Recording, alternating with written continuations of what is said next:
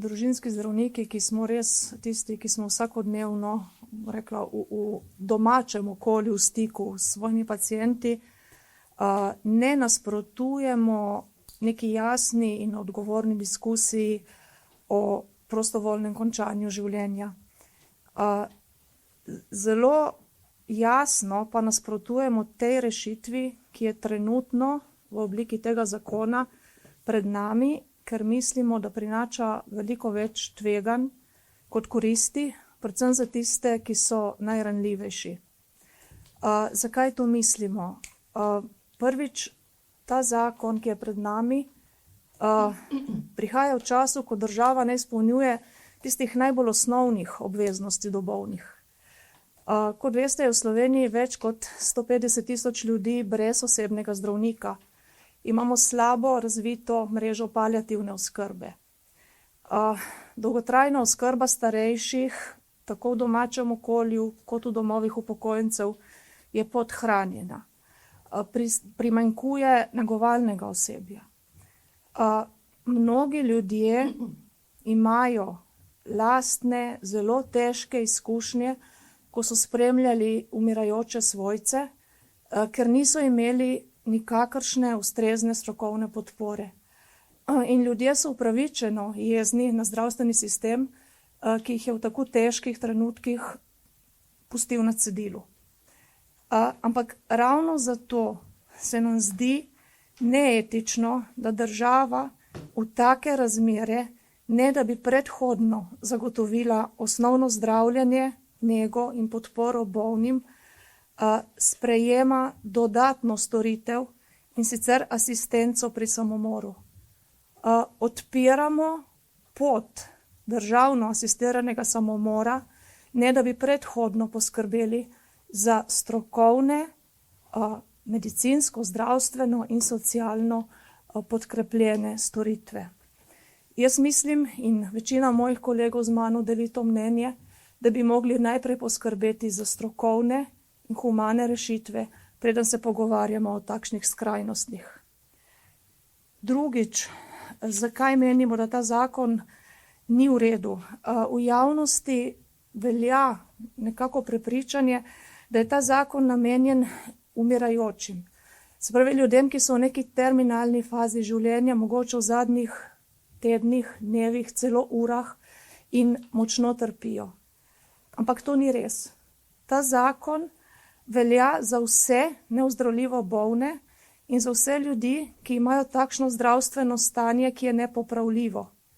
Sem sodijo kronični bolniki, ki bi lahko živeli še vrsto let. Sem sodijo invalidi, katerekoli invalidnosti. Edini kriterij, da se jim odpre pot v državno asistiran samomor, je neznosno trpljenje. Nikjer na svetu ne poznajo definicije neznosnega trpljenja.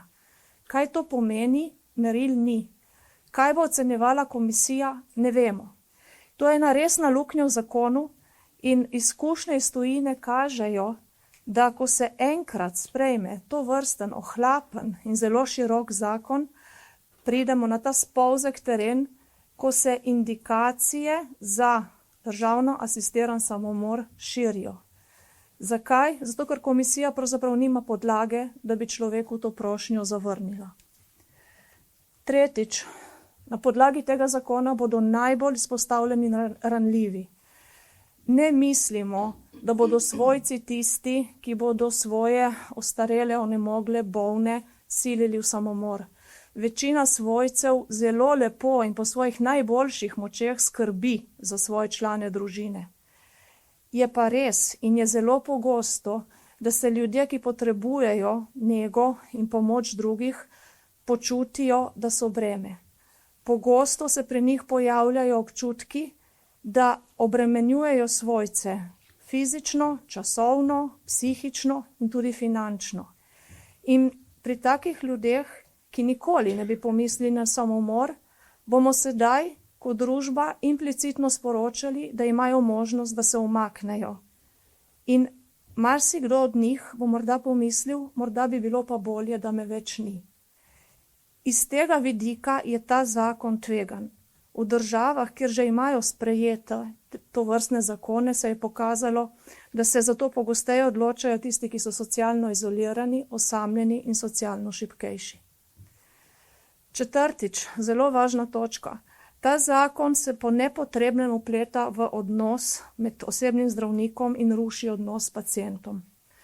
Kot je povedala že profesor Bejovićeva, večina družinskih zdravnikov ne želi sodelovati v postopkih, ki vodijo v smrt. Ne zato, ker bi obsojali pacienta, ampak ker to ni vsebina našega dela. In ko se bo pacient obrnil na svojega osebnega zdravnika, bo večinoma doživel zavrnitev. In to ravno v trenutkih svoje največje ranljivosti, ko bi mogel biti ta odnos do zdravnika, to sodelovanje zdravnikov, to zaupanje zdravnika največje. Zdravniki bomo po nepotrebnem potisnjeni v razpetost med lastne vrednote in željo, da bi s tem pacientom ohranili odnos. To pa neobhodno vodi v moralno stisko in izgorevanje, ki se ga naš sistem, ki je na zelo trhlih nogah, ne more privoščiti. Petič, asistenca pri samomoru ni medicinski poseg. Ne izhaja iz medicinske etike in ni vsebina našega izobraževanja. Kljub temu država preko zakona določa, da naj postane del standardnega dela zdravnikov. S tem država družbi sporoča, da je samomor v določenih okoliščinah del običajne medicinske obravnave. V državi z visoko stopnjo samomorilnosti je to zelo nevarno sporočilo. Šestič. Ali je pravica urejena na pravi način? Imeli smo referendum, kjer je večina izglasovala, da si želi možnost zadnje izbire. To je demokratična volja in to voljo spoštujemo. Ampak sedaj imamo pred sabo konkreten zakon, ki naj bi to pravico urejal.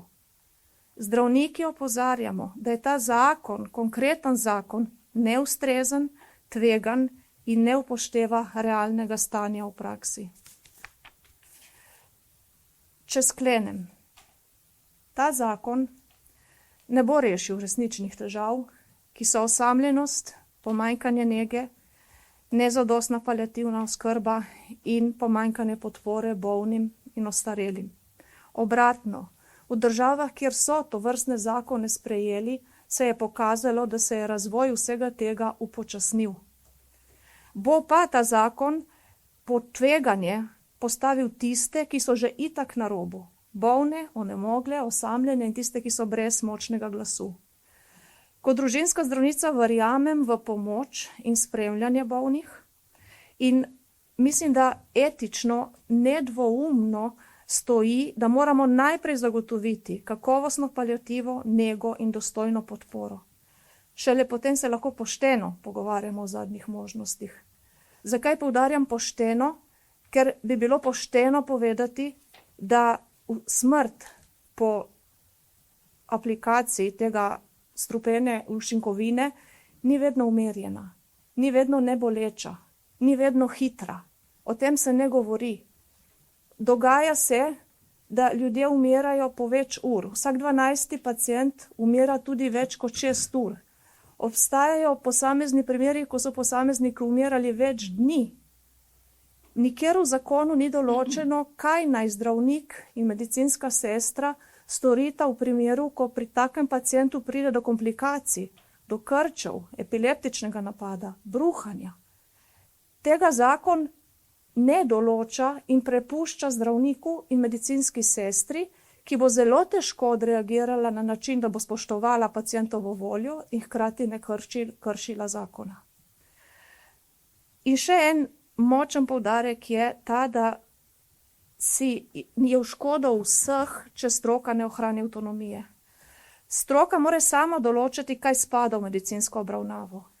Ko začne politika predpisovati strokovne postopke, stroki odvzame etične in moralne odgovornosti za posledice. Zgodovina pa nas uči, da se politično narekovanje medicinske prakse vedno konča slabo. Pravico, ki je bila izglasovana na referendumu, je mogoče urediti tako, da avtonomija stroke ostane spoštovana. ureditev, da se ta pravica uredi zunaj standardnih medicinskih postopkov, bi bolje zaščitila ranljive posameznike in tudi zdravstvene delavce, ter hkrati spoštovala svobodno odločitev posameznika.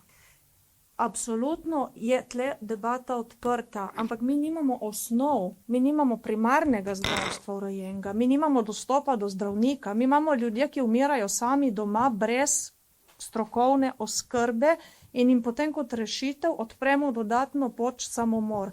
In ne uredimo najprej tistega, kar bi bilo po človeški, humani plati, etični plati najbolj logično, se pravi poskušati in rešiti njihov problem, ki je lahko bolečina, lahko osamljenost, pomanjkanje nege. Mi tega niti vsega ne poskušamo urediti, ampak mu odpremo vrata v samomor. Vrstni red je napačen. Tako.